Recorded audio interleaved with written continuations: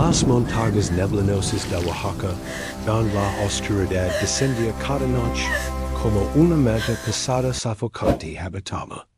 Magdalena Torres Ramírez una mujer de 40 años, cuya existencia se había convertido en un túnel sin luz desde aquella noche aterradora hace 2 años cuando su esposo Tomás desapareció misteriosamente sin dejar rastro alguno. No había sido secuestro, porque no legó petición de rescate.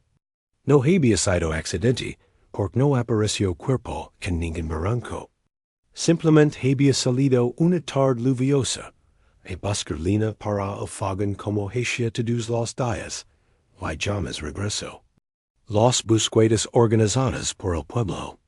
Durante semanas enteras, rastreando cada sendero, cada cueva, cada rincón posible de las montañas circundantes no revelaron absolutamente nada como si Tomás se hubiera evaporado literalmente en el aire húmedo de la montaña. Quedó en el limbo doloroso, peor que la viudez confirmada por sin cuerpo sin certeza definitiva. No podía ni siquiera hacer el duelo apropiado. No era viuda legalmente, porque no tenía acta de defunción. No era esposa abandonada, porque Tomás nunca habría dejado voluntariamente a sus 3 hijos que adoraba con locura. Estaba suspendida en una agonía perpetua entre la esperanza cruel que lo mantenía vivo en su mente, y la realidad pragmática que le decía que después de 2 años sin contacto alguno, su esposo estaba muerto en algún lugar remoto de nunca sería encontrado. Los 3 hijos de Magdalena vivían la misma tortura psicológica, amplificada por la confusión infantil que no comprende la ambigüedad de la desaparición. El mayor Sebastián, de 14 años, había desarrollado insomnio crónico, pasando noches enteras sentado junto a la ventana mirando el sendero oscuro, convencido de que alguna noche vería la silueta familiar de su padre caminando de regreso a casa. Está perdido en la montaña mamá, insistía con ojos enrojecidos por falta de sueño. Algún día encontrar el camino de regreso. No podemos rendirnos. La mediana Daniela de 11 años había dejado de hablar casi completamente. Antes era niña parlanchina que lanaba.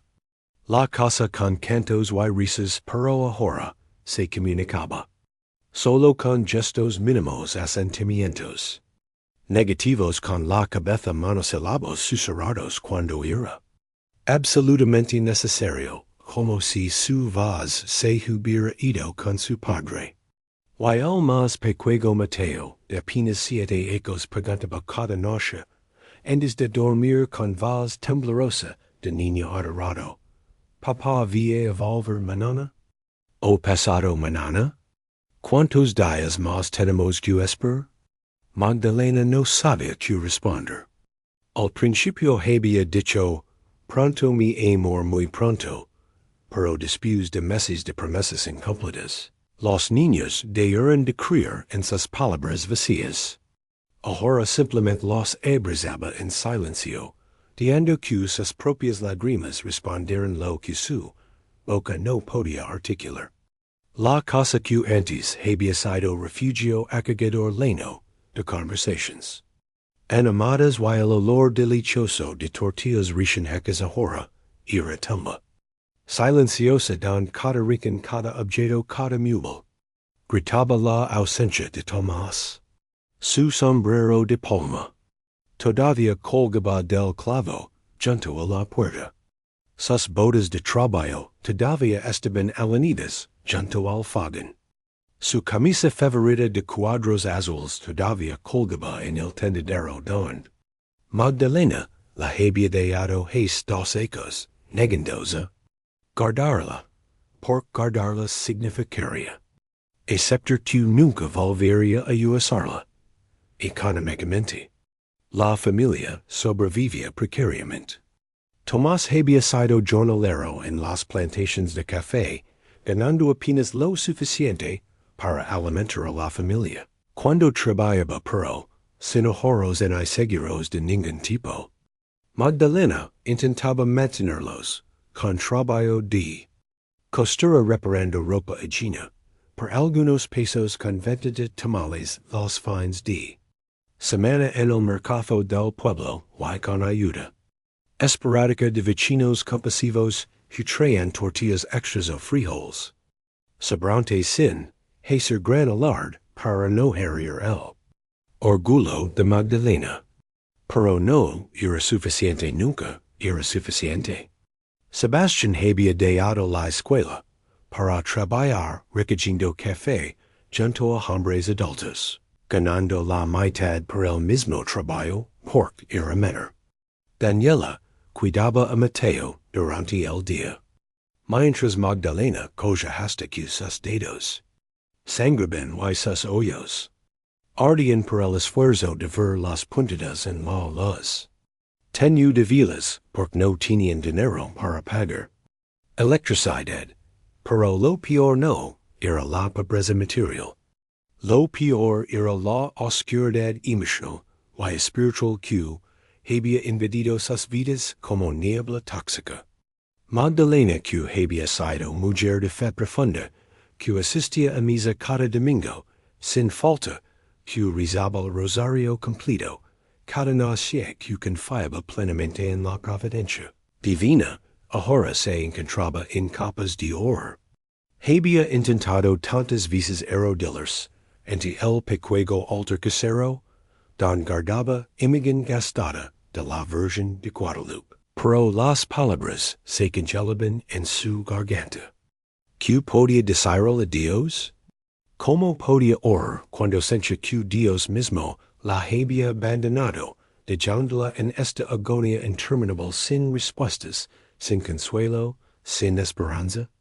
Su fe que había sido fundamento sólido de toda su existencia ahora era ruina derrumbada, dejándola flotando en vacío. Aterrador sin ancla sin norte sin propósito. El padre Ignacio Parroco, anciano del pueblo, había intentado consolarla innumerables veces. Haya debes tener fe, le decía con voz temblona de hombre que había visto demasiado sufrimiento en sus 50 años de ministerio. Dios tiene plan incluso cuando no lo entendemos. Tomás está en manos del Señor vivo o muerto, y te debes confiar en esa certeza. Pero Magdalena no podía. La fe que antes había sido tan natural como respirar, ahora era carga imposible de levantar. Se sentaba en el banco trasero de la iglesia durante las misas, no por quisiera estar allí sino por los niños. La arrastraban esperando encontrar allí consuelo que ella no podía darles.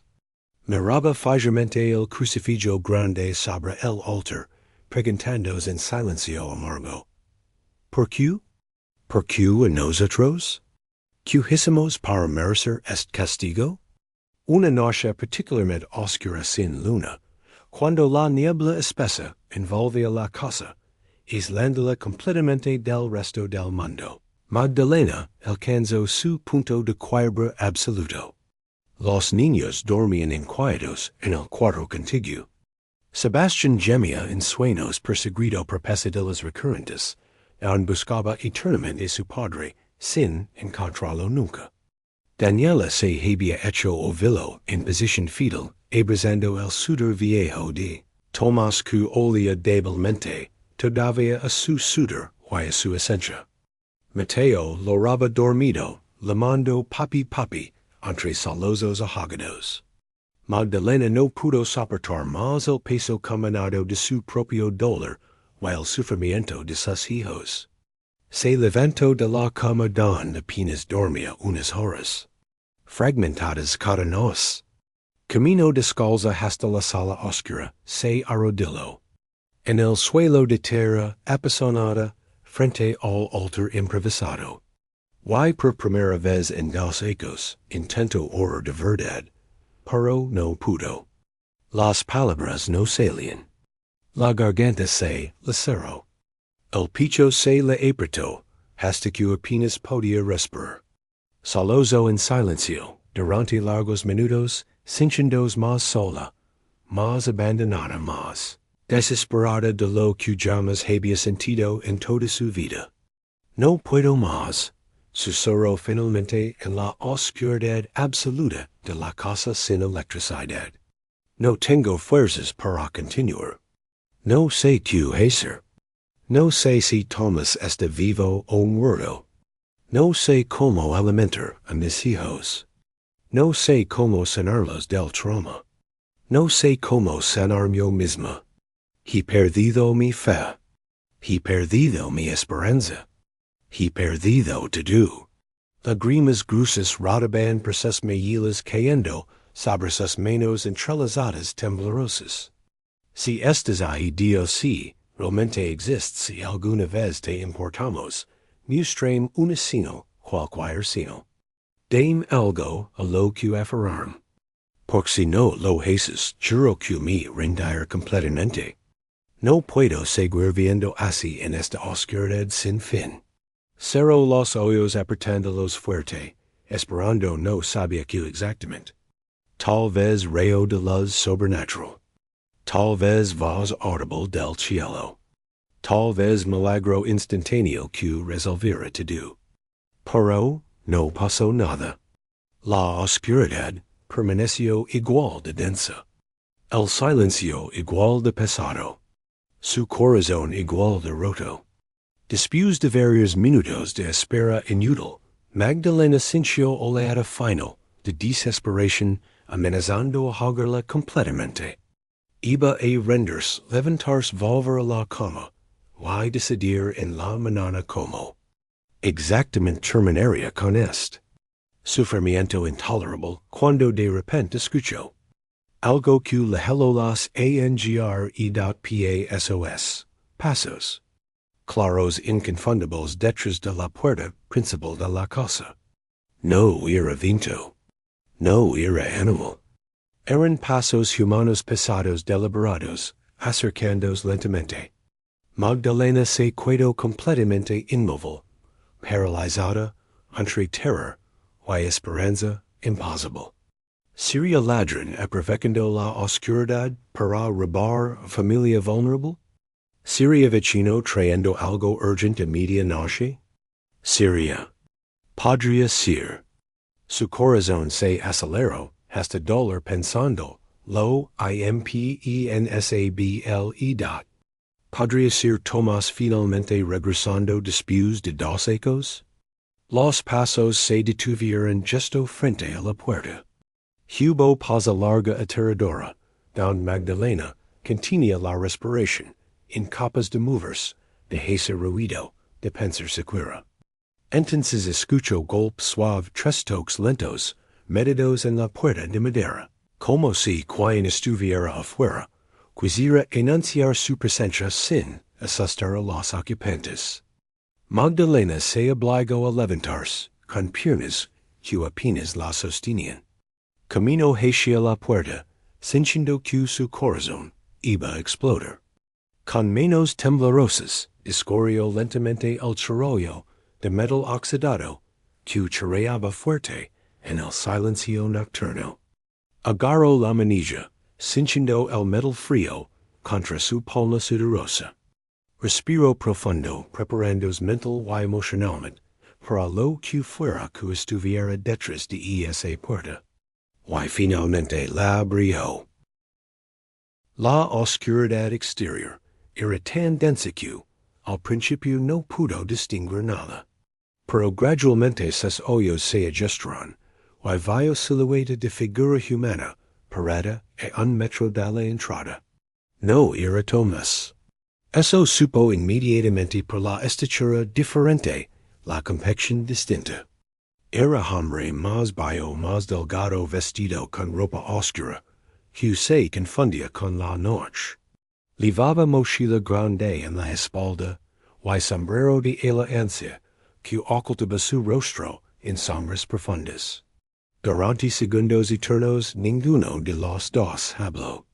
Magdalena sintió miedo primitivo apoderándose de ella.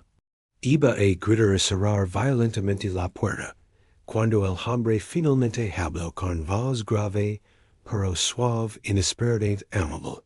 Señora Magdalena Torres, perdón la hora intempestiva. Dio quitándose el sombrero revelando rostro, curtido de hombre de unos 60 años, con barba gris despelajada, y ojos profundos que brillaban incluso en la oscuridad. Mi nombre es Don Vicente Morales. Vengo de muy lejos con mensaje que usted necesita escuchar urgentemente. ¿Puedo pasar? Prometo que no vengo a hacer el daño.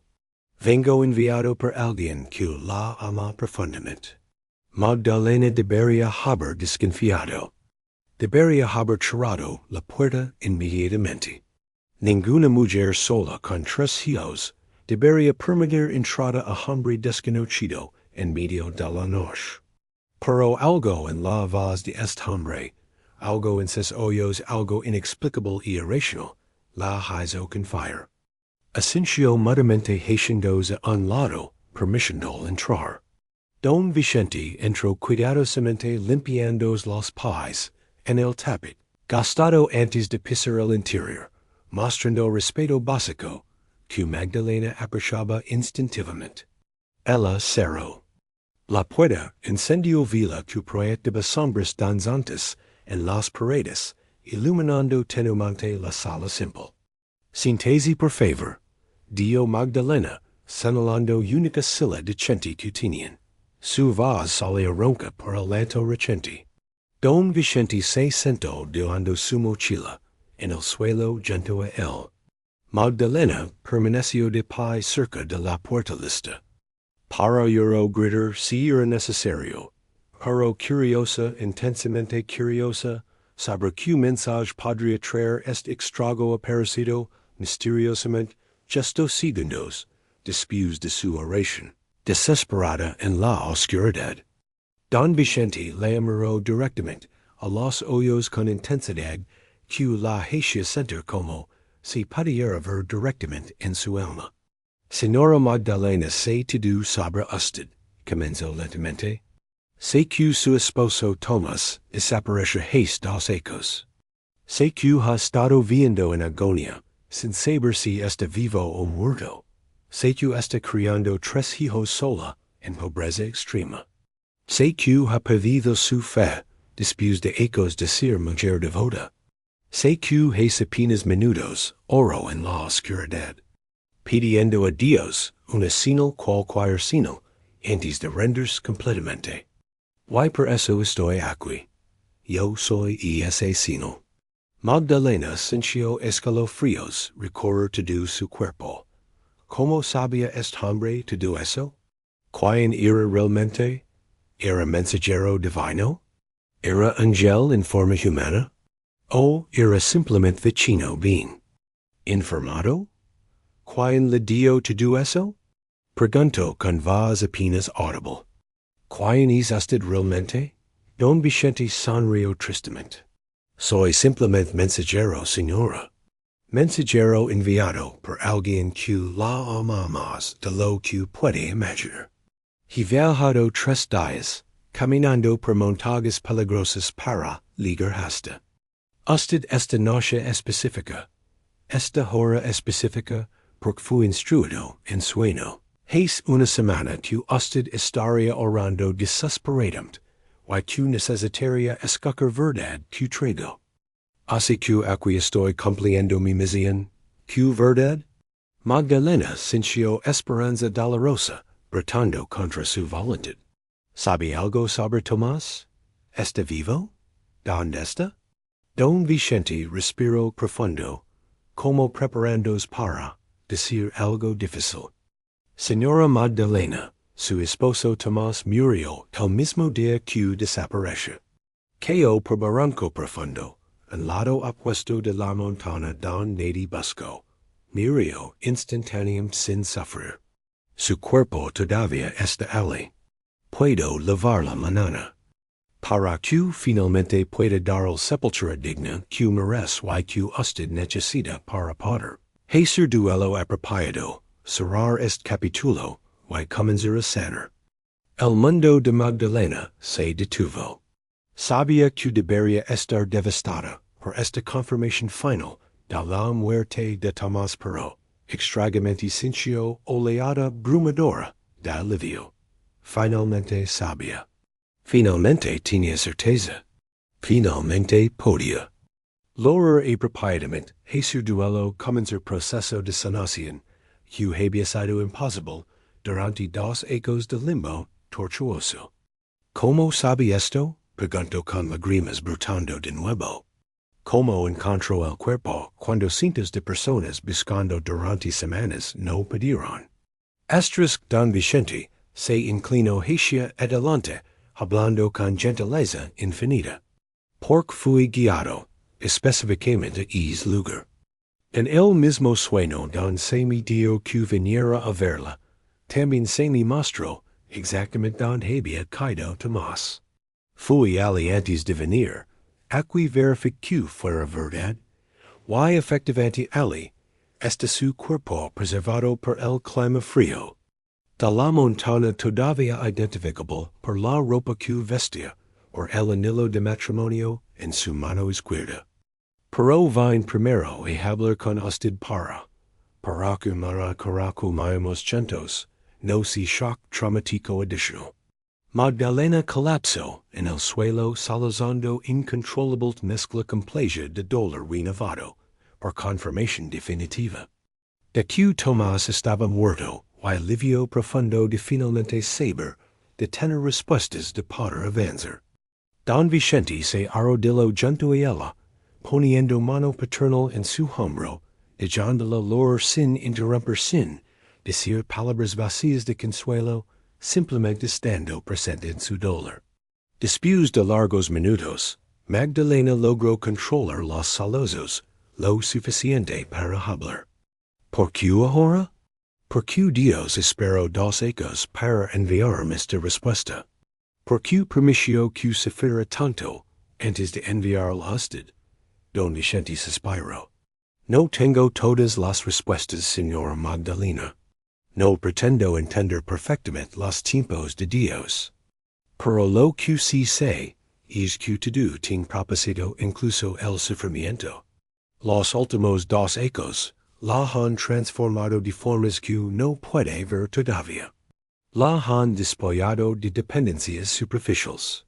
La han obligado a desarrollar fuerza interior que no sabía que poseía. La han preparado para misión específica que Dios tiene para usted. Y ahora que ha llegado al punto de quiebre completo, ahora que está completamente vacía de su propia fuerza, ahora finalmente está lista para ser llenada con algo mucho más grande que usted misma. ¿Misión? ¿Qué misión? Apenas puedo mantener viva a mi familia. ¿Qué misión podría tener para mí? Magdalena no entendía nada, pero algo en las palabras de este extrago resonaba profundamente en su espíritu hambriento. Mañana después de recuperar el cuerpo de Tomás, y dar el sepultura apropiada, después de permitir que sus hijos finalmente se despiden propiamente de su padre, yo la guiaré a su verdadero propósito. Por ahora, sepa esto. Su oración en la oscuridad fue escuchada. Los pasos que escuchó detrás de su puerta no eran coincidencia. Fueron respuesta directa del cielo. Usted pidió señal, y aquí estoy yo portador de verdad dolorosa, pero necesaria. Y también portador de esperanza nueva, que apenas comienza a amanecer en su vida. Dorma esta noche sabiendo que Dios no la abandonó nunca. Estaba trabajando invisiblemente preparando todo para este momento exacto. Don Vicente se levantó, indicando que se iba. Volver al amanecer. Prepara a sus hijos para el viaje difícil pero sanador. Y señora Magdalena, una cosa más importante. Su fe no está muerta. Simplemente estaba dormida esperando ser despertada. Esta noche comenzó es despertar. Se puso su sombrero, tomó su mochila, y salió silenciosamente en la noche de anoche. Magdalena arrodillada en el suelo procesando todo lo que acababa de escuchar. Por primera vez en 2 años, Magdalena sintió algo diferente, a desesperación. No era exactamente esperanza todavía. Era más bien posibilidad tenue de que tal vez solo tal vez había camino. Hacia adelante que no podía ver todavía, pero que existía de todos modos. Se arrastró de regreso al cuarto donde sus hijos dormían, se metió en la cama entre ellos, y por primera vez en meses durmió, profundamente sin pesadillas hasta que rayos del amanecer se filtraron por las grietas de las paredes. Al amanecer don Vicente regresó tal como había prometido. Magdalena había despertado a sus 3 hijos mucho más temprano de lo habitual, preparándolos con cuidado excepcional, como si fueran evento importante que marcaría sus vidas para siempre. Sebastián el Mayor se había vestido con su única camisa limpia, la que reservaba para las misas dominales. Daniela, la mediana, había peinado cuidadosamente su cabello largo y oscuro en una trenza apretada, y el pequeño Mateo se aferraba a la falda de su madre. Con ojos enormes, llenos de ansiedad, infantil sin comprender completamente lo que estaba sucediendo, pero sintiendo la gravedad del momento en el aire tenso de la mañana. Niños, tengo que decirles algo muy importante. Comenzó Magdalena arrodillándose frente a ellos para estar a la altura de sus ojos. Su voz temblaba pero era firme decidida. El señor que llegó anoche, don Vicente sabe donde está papá. Vamos a ir juntos a buscarlo. Pero tienen que ser muy valientes por papá. Papá ya no está vivo. Está con Dios en el cielo. Su cuerpo físico lo vamos a encontrar hoy, para un entero apropiado para despedirnos de él correctamente. ¿Entienden lo que les estoy diciendo? Sebastián asintió lentamente con lágrimas y formándose en sus ojos enrojecidos. En lo profundo siempre había sabido que su padre estaba muerto, aunque se había aferrado desesperadamente a la esperanza irracional de que algún día regresaría caminando por el sendero como si nada hubiera pasado. Daniela no dio nada, simplemente abrazó a su madre con fuerza, enterrando su rostro en el pecho materno. Mateo, el más pequeño, preguntó con voz confundida: ¿Pero si papá está en el cielo, por qué tenemos que buscarlo en la montaña? ¿El cielo no está arriba en las nubes? Magdalena lo abrazó sintiendo su corazón partirse de nuevo por la inocencia de su hijo menor.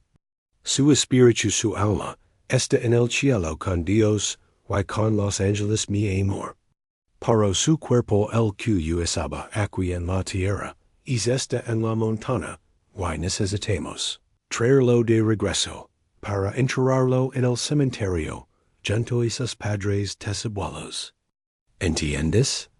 Mateo asintió, aunque era claro que no comprendía completamente, pero confiaba en su madre lo suficiente como para no hacer más preguntas por don Vicente luego acompañado de otros 4 hombres del pueblo, que traen Camila improvisada, hecha con palos fuertes y lona, resistente para transportar el cuerpo de Tomás. Una vez que lo recuperaron, el padre Ignacio, el anciano párroco, también venía con ellos, levando su estola purpura y su libro de oraciones, preparado para realizar bendición final en el lugar donde Tomás había muerto. La procesión silenciosa comenzó a caminar hacia las montañas, siguiendo a don Vicente, quien parece conocer Perfectament el camino e pesar, de que supuestamente nunca había estado en esta region antes. Caminaron durante 3 horas por senderos empinados, resbaladizos por la humedad perpetua de la montana. Los niños se cansaban pero ninguno se quejó. Sebastián ayudaba a Mateo cuando el terreno se volvía demasiado difícil. Daniela caminaba silenciosamente entre su madre y su hermano mayor. Magdalena oraba internamente con cada paso, pidiendo fuerza para lo que venía pidiendo sus hijos. Pudieron soportar ver a su padre muerto después de 2 años pidiendo que ella misma no colapsara completamente cuando finalmente viera con sus propios ojos la confirmación definitiva de que su esposo ya no existía en este mundo.finalmente se detuvo en un lugar. El sendero se dividía en 2 direcciones.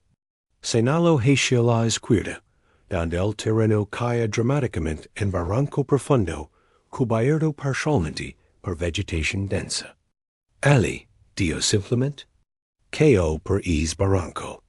Su cuerpo está al fondo entre las rocas. Nadie buscó de este lado, porque este sendero no lleva a ninguna parte importante. Todos asumieron que había tomado el camino de la derecha, que era su ruta habitual para recoger lina. Los hombres comenzaron el descenso peligroso atendos con cuerdas para no caer ellos mismos. Magdalena les pidió que esperaran un momento. Quiero bailar con ustedes. Necesito verlo primero yo sola, antes de que suban el cuerpo. Necesito ese momento privado con él. Los hombres dudaron preocupados por su seguridad, pero don Vicente asintió comprendiendo. Ayúdenla a bailar cuidadosamente. Ten derecho este momento. El descenso fue aterrador. Magdalena respiraba constantemente, agarrándose de raíces de árboles y rocas sobresalientes, mientras los hombres la sostenían con cuerdas desde arriba. Finalmente llegó al fondo del barranco.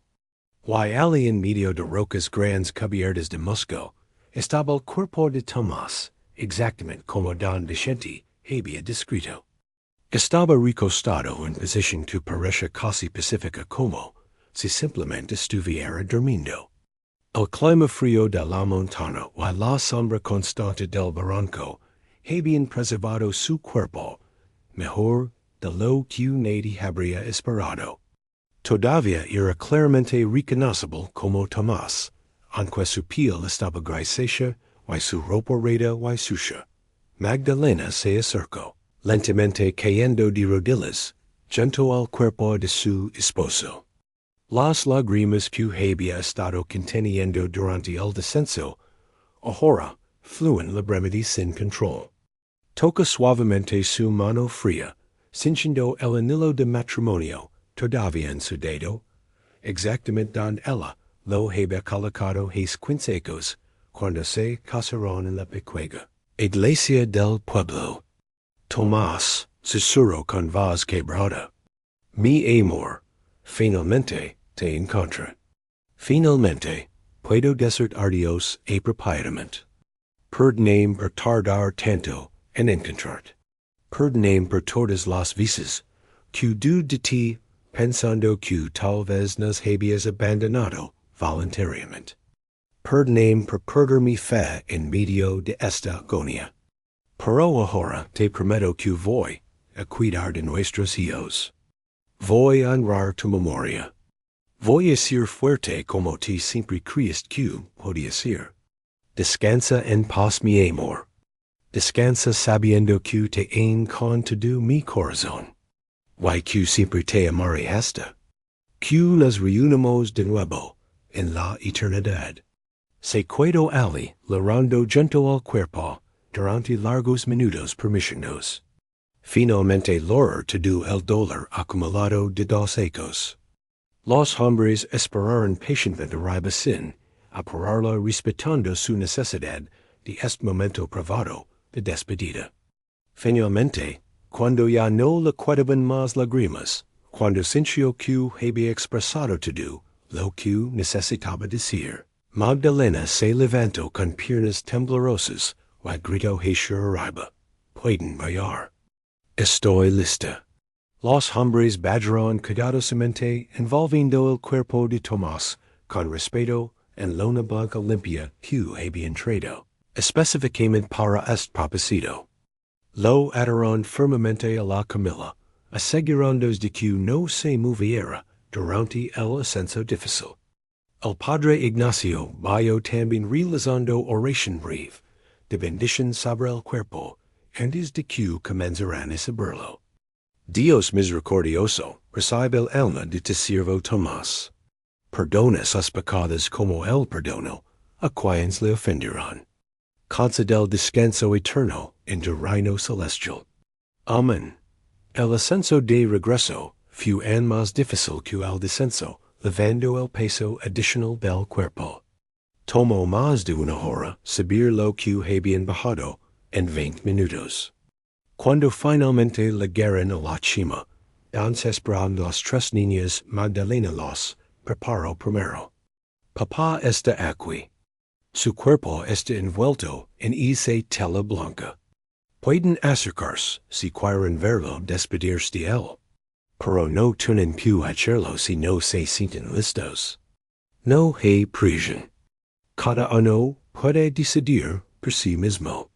Sebastián se acercó primero con pasos vacilantes. Los hombres abrieron parcialmente la tela, mostrando el rostro de Tomás. Sebastián miró fijamente a su padre muerto, por largos segundos memorizando cada detalle de ese rostro que había amado tanto. Adiós, papá.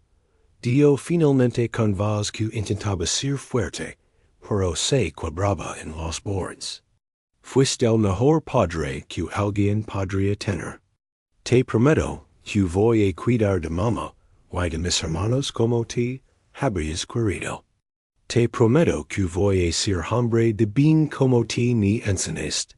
Te amo, papá. Siempre te amaré. Daniela se acercó, después tomando la mano de su hermano mayor para darse valor. Miró brevemente el rostro de su padre, y luego giró rápidamente ocultando su cara en el pecho de Sebastián salazando en silencio. No dio palabras, pero su dolor era elocuente. Mateo el más pequeño se acercó último con la inocencia que solo un niño de 7 años puede tener. Miró el rostro de su padre, inclinó la cabeza como si estuviera confundido, y luego preguntó: ¿Por qué papá no abre los ojos? ¿Está dormido muy profundamente? Magdalena se arrodilló junto a él, explicando con paciencia infinita nacida del amor materno. Papá ya no puede abrir los ojos, mi amor, porque su alma, su espíritu, ya no está en ese cuerpo. Ese cuerpo es como cosa vieja, después de que la familia se muda. La parte importante de papá, la parte que nos amaba, que nos abrazaba, que jugaba contigo, y esa parte está en el cielo con Dios. Esto es solo el cuerpo que yo usaba aquí en la tierra. ¿Lo entiendes? Mateo asintió lentamente, y luego con simplicidad infantil conmovedora se inclinó y besó la frente fría de su padre. Adiós, papá.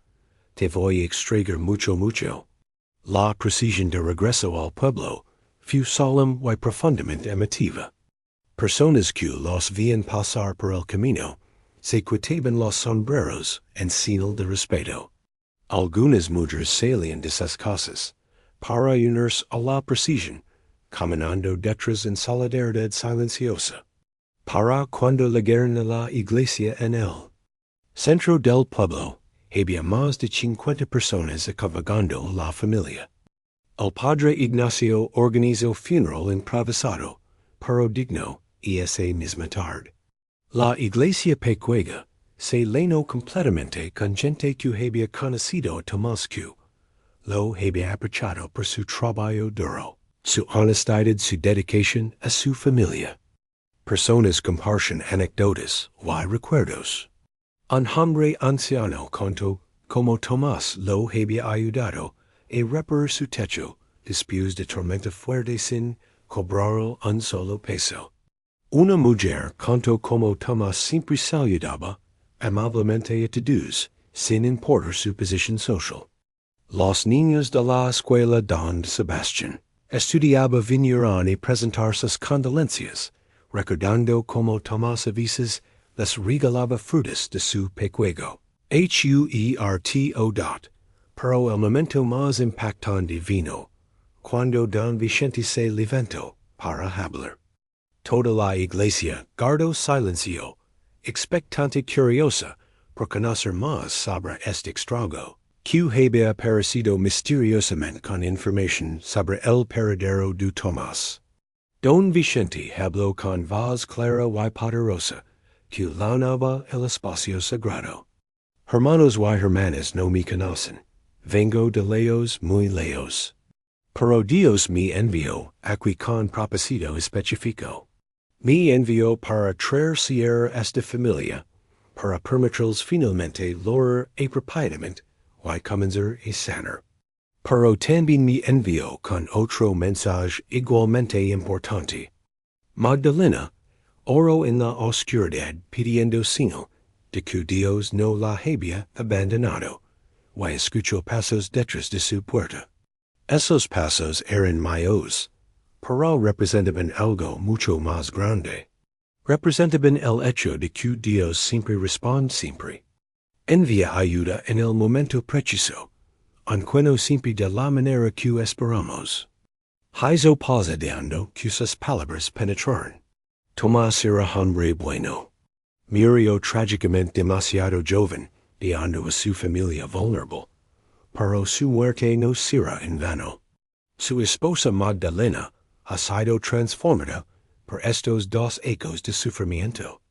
Ha sido despojada de todo lo superficial, y ha descubierto dentro de sí misma fuerza que no sabía que poseía. Y ahora Dios la llama a misión específica. La alma a convertirse en faro de esperanza para otras viudas, para otras familias. Rodas para otros que estén perdidos en oscuridad similar.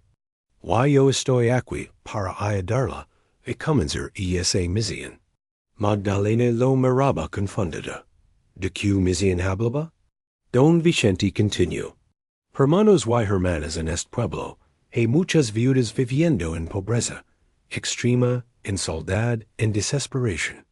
Hay niños huérfanos, sin hogar, sin educación, sin futuro. Hay ancianos abandonados enfermos, sin cuidado médico. Dios me ha instruido a usar recursos que he acumulado durante mi vida para establecer aquí en este pueblo un refugio comunitario. Una casa grande donde viudas y sus hijos pueden vivir temporalmente mientras reconstruyen sus vidas. Donde se ofrezcan talleres de capacitación para que aprendan oficios que les permiten sustentarse. Donde haya cocina comunitaria huerto compartido. Clínica médica básica, y sobre todo comunidad solidaria, donde nadie tenga que sufrir solo en oscuridad. La iglesia estalo en murmullos de asombro y esperanza. ¿Era esto real? ¿Realmente este extrago iba a invertir en su pueblo olvidado? Don Vicente levantó la mano pidiendo silencio. Pero este refugio necesita líder. Necesita alguien que conozca íntimamente el sufrimiento de las viudas, porque lo ha vivido en carne propia. Alguien con corazón compasivo suficientemente grande para acoger a todos. Alguien con fe que ha sido probada en fuego y ha sobrevivido más fuerte. Y esa persona es Magdalena. Si acepta esta misión yo pondré todos los recursos necesarios para construir el refugio. Pero ella será el alma, el corazón, la directora espiritual de este proyecto. ¿Qué dices, Magdalena? ¿Aceptas este llamado? Magdalena se quedó completamente muda. No podía creer lo que estaba escuchando. Apenas podía cuidar de sus propios tres hijos. ¿Cómo podría liderar proyecto tan ambicioso? Pero mientras miraba alrededor de la iglesia, viendo rostros esperanzados de otras viudas de niños, huérfanos de ancianos solitarios, sintió algo moverse profundamente dentro de su alma. Sintió la voz suave, pero inconfundible de Dios susurrando el corazón. Este es el propósito por el cual permite tu sufrimiento. Este es el fruto que nacerá de tu dolor. DQC. Se levantó lentamente con lágrimas rodando por sus mejillas, pero esta vez no eran lágrimas de desesperación sino de asombro y gratitud. Acepto. Dio con voz temblorosa pero clara. No sé cómo lo haré. No me siento calificada. Pero confío en que el mismo Dios que envió a Don Vicente a tocar mi puerta en mi hora más oscura me dará fuerza y sabiduría para cumplir esta misión. Acepto en memoria de Tomás, para que su muerte tenga significado eterno, para que su legado viva a través de las vidas que transformaremos juntos. La iglesia explotó en aplausos. Mujeres loraban, hombres se abrazaban, niños gritaban de alegría. El padre Ignacio loraba abiertamente, bendiciendo a Magdalena y a Don Vicente. Fue un momento de transformación colectiva donde oscuridad de tragedia personal se convertía en luz de esperanza comunitaria. Los meses siguientes fueron torbellino de actividad. Don Vicente resultó ser exitoso empresario jubilado, que había hecho fortuna en construcción y ahora dedicaba sus últimos ecos a obras filantrópicas guiado por sueños y visiones que, creía, venían directamente de Dios. Compró terreno grande en las afueras del pueblo y inició construcción inmediatamente. Contrató trabajadores locales, pagando salarios justos, dando empleo a docenas de hombres que habían estado desempleados. Magdalena trabajaba junto a ellos, aprendiendo no solo aspectos prácticos de construcción sino también habilidades de liderazgo, organización y administración, que Don Vicente le enseñaba pacientemente. Pero no todo fue fácil. Surgió oposición inesperada de fuente que Magdalena nunca anticipó. Su propio cucado Rodrigo, hermano mayor de Tomás. Rodrigo era hombre amargado resentido, que siempre había envidiado la felicidad de su hermano menor. Cuando Tomás desapareció, Rodrigo no movió un dedo para ayudar a buscarlo. No ofreció apoyo financiero a la viuda y los huérfanos. No visitó ni consoló. Simplemente desapareció, dejándolos solos en su sufrimiento. Pero ahora que Magdalena estaba asociada con proyecto importante que atrae atención y recursos, Rodrigo apareció repentinamente reclamando derechos. Como pariente masculino más cercano de Tomás, yo debería ser quien administra cualquier recurso destinado a su familia, declaró en reunión comunitaria Lina Detention. Una mujer no puede manejar proyecto de esta magnitud. Es contra tradición, contra naturaleza. Don Vicente ha sido engañado por esta mujer manipuladora que busca beneficio personal. Sus acusaciones eran absurdas, pero encontraban eco en algunos hombres tradicionalistas del pueblo, que se sienten amenazados por idea de mujer en posición de liderazgo. Se formaron dos bandos, uno apoyando a Magdalena y otro apoyando a Rodrigo. El conflicto amenazaba dividir comunidad y destruir proyecto antes de que siquiera comenzara. Magdalena enfrentó este desafío con dignidad nacida de su sufrimiento transformado. En asamblea pública confrontó directamente a Rodrigo delante de todo el pueblo. Rodrigo, cuando tu hermano desaparece ti, no movest un dado para ayudarnos. Cuando tus sobrinos pasaban hambre, ti no compartist en una tortilla. Cuando yo lloraba en oscuridad sin esperanza ti, no ofreciste en una palabra de consuelo. Ahora vines reclamando derechos que abandonaste hace 2 años. Pero no vengo aquí a juzgarte. Te perdono por tu ausencia, por tu indiferencia. Pero no permitir que destruyas el proyecto que Dios ha puesto en mis manos. Este refugio no es para mí. Es para todas las viudas, para todos los niños huérfanos, para todos los que sufren. Si realmente quieres honrar memoria de tu hermano, unid en nosotros, trabaja a nuestro lado, ayuda a construir algo hermoso de esta tragedia. Pero si solo vienes a reclamar poder y control, entonces te pido que te vayas, y nos dejes trabajar en paz. Su discurso apasionado pero medido ganó corazones.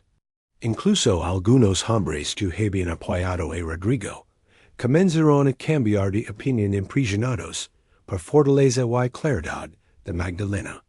Rodrigo intentó replicar, pero sus argumentos sonaban huecos vacíos frente a verdad evidente. Finalmente humillado públicamente, se retiró murmurando amenazas vacías que nadie tomó en serio. Es conflicto aunque doloroso consolidó liderazgo de Magdalena. Demostró que no era mujer débil necesitada de protección masculina sino líder, capaz de defender su visión, con firmeza y gracia simultáneamente. Don Vicente le dio después. Este era otro test necesario. Dios permitió que Rodrigo te desafiara para que el pueblo viera tu verdadero carácter parac. Incluso los escépticos reconocieron que eres persona adecuada para liderar esta misión. El refugio llamado Casa Esperanza, en honor al nombre de la abuela de Magdalena, quien la había enseñado sobre fe, se completó en 9 meses. Era complejo hermoso, con 12 habitaciones independientes para familias quinquina comunitaria grande, con estufas modernas huerto extenso, con sistema de riego, purgateo, taller de costura con máquinas donadas por empresas urbanas, pequeña clínica médica equipada básicamente y capella, acogida para oración interdenominacional. La inauguración fue celebración masiva que atrajo atención regional. Periodistas vinieron desde capital para cubrir historia. Funcionarios gubernamentales asistieron prometiendo apoyo adicional. Pero lo más importante fue presencia de primeros. 20 familias seleccionadas para vivir en refugio, temporalmente mientras reconstruyen vidas. Viudas con niñas, huérfanos con abuelos, ancianos solos, familias rotas, necesitadas de comunidad solidaria. Magdalena pronunció discurso inaugural, que muchos memorizaron y citaron durante ecos. Hace menos de un año, yo oraba en oscuridad más profunda de mi vida. Había perdido a mi esposo, mi esperanza, mi fe. Pedí a Dios señal cualquier señal de que no estaba completa ni abandonada. Y escuché pasos detrás de mi puerta. Esos pasos trajeron verdad dolorosa sobre muerte de Tomás, pero también trajeron esperanza nueva, propósito renovado, razón para seguir viviendo. Hoy inauguramos Casa Esperanza, pero realmente estamos inaugurando un nuevo capítulo en la historia de nuestra comunidad. Aquí nadie sufrirá solo en oscuridad. Aquí transformaremos dolor en propósito, tragedia en testimonio, desesperación en esperanza tangible. Y todo esto lo dedicamos en memoria de Tomás y de todos los que hemos perdido. Sus muertes no fueron en vano porque ellas nos vida nueva. Los ecos siguientes vieron transformación extraordinaria. Casa Esperanza se convirtió en modelo replicado en otros pueblos de región.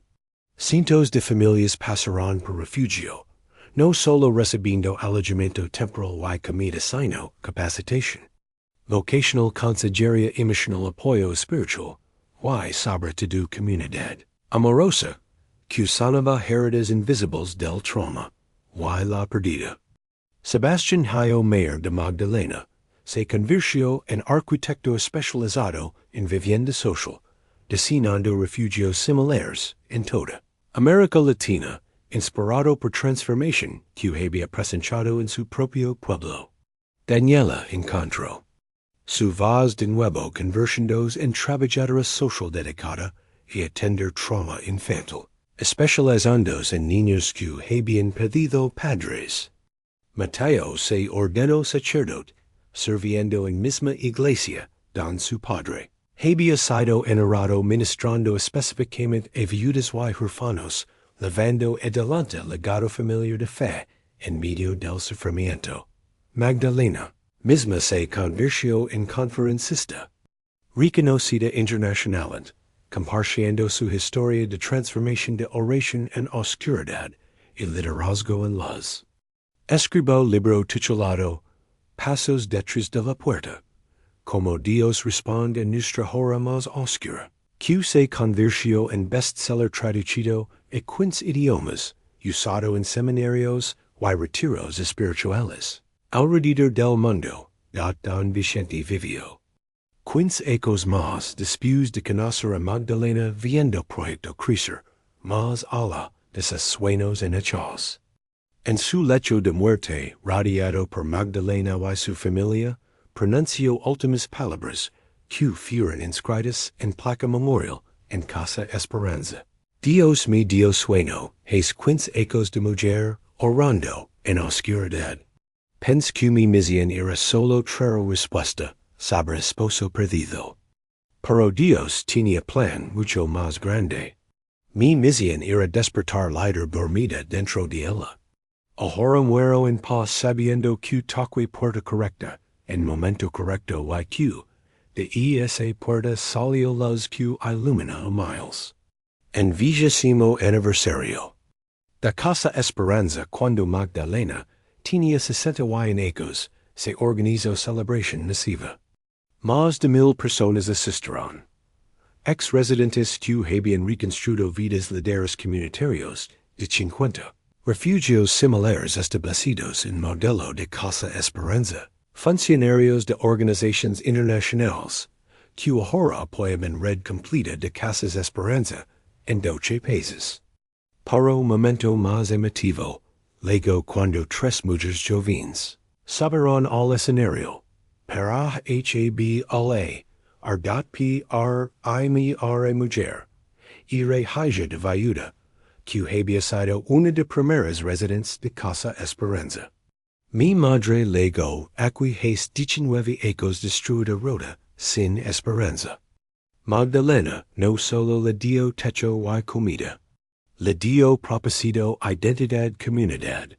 Emprendió costura en taller de Casa Esperanza, estableció su propio negocio, nos educa a mis hermanos y a mí. Yo ahora soy doctora trabajando en clínica de Casa Esperanza, devolviendo lo que nos fue dado gratuitamente. Segunda mujer era nieta de uno de ancianos, que había vivido últimos ecos en Casa Esperanza. Mi abuelo vino, aquí solo abandonado muriendo de soledad. Magdalena lo acogió, le dio familia nueva propósito en ayudar a cuidar niñas del refugio.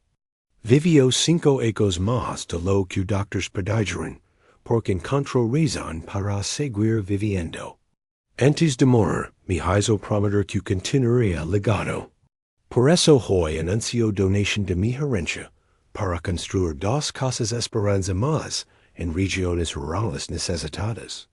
Tercera mujer era Daniela, hija de Magdalena, ahora adulta trabajadora social reconocida. Mama perdí mi voz cuando papá desapareció. No habló durante meses. Pero cuando Casa Esperanza abrió, cuando vi a mamá transformar su dolor en propósito, cuando vi a niños, como yo, encontrar sanación, aquí mi voz regresó. Y ahora uso yesa, voy a abogar por miles de niños traumatizados por perdida. Mama enseñaste que oscuridad no es final sino preparación para las más brillante. Gracias por orar en oscuridad. Gracias por escuchar pasos detrás de puerta. Gracias por abrir esa puerta, aunque no sabáis que encontrarías. Del otro lado estaba tu destino, nuestro destino, destino de miles. Magdalena la roba abiertamente abrazada por sus tres hijos, y adultos rodeada de cientos de personas cuyas vidas había tocado directa o indirectamente. Cuando finalmente habló, su voz era suave, pero cada palabra resonaba con autoridad nacida de experiencia vivida profundamente. Hace 20 años yo era mujer rota, sin fe, sin esperanza, sin futuro. Or en oscuridad, pensando que Dios me había abandonado. Pero Dios estaba allí todo del tiempo trabajando, invisiblemente preparando respuesta que llegaría, en momento preciso no segundo antes, no segundo después. Escucho pasos detrás de mi puerta, y cuando abrí encontré no solo respuesta sobre esposo perdido, sino descubrimiento de propósito que no sabía que existía dentro de mí. Aprendí que nuestras oraciones más desesperadas en nuestras horas más oscuras son precisamente cuando Dios está más cerca preparando milagros que no podemos imaginar todavía. Que esta historia inspira a cada persona que está orando ahora mismo en oscuridad, sintiéndose abandonada sin esperanza. Los pasos ya vienen. La puerta se abrirá. La luz está más cerca de lo que piensas. Solamente en fe un día más, una hora más, un minuto más. Por Dios siempre responde, siempre envía ayuda, siempre transforma oscuridad en luz, si le damos oportunidad. Cuando Magdalena finalmente murió pacíficamente a los 75 años, Casa Esperanza albergaba su generación narrow, 30 de residentes. Red completa de Casas Esperanza, en 18 países había servido a más de 50,000 familias. Su funeral fue asunto de Estado con presencia de dignatarios, pero también de cientos de viudas huérfanos ancianos, cuyas vidas ella había tocado personalmente. Fue enterrada junto a Tomás, en cementerio del pueblo, con lápida simple que decía, Magdalena Torres de Ramírez. Oro en oscuridad escuchó pasos detrás de puerta abrió y encontró su destino. Su luz sigue brillando a través de miles, que aprendieron de ella, que oscuridad nunca es final. En su testamento dejó instrucciones específicas. No loren por mí. Celebren. Celebren que Dios toma nuestras tragedias más dolorosas, y las transforma en testimonios más poderosos. Celebren que ningún sufrimiento es desperdiciado si lo ponemos en manos de Dios. Why? Cuando atraviesan sus propias oscuridades, recuerden mi historia. Recuerden que los pasos siempre vienen. La puerta siempre se abre. La luz siempre liga. Solo hay que tener fe suficiente para esperar y abrir cuando escuchen golpe suave de respuesta divina.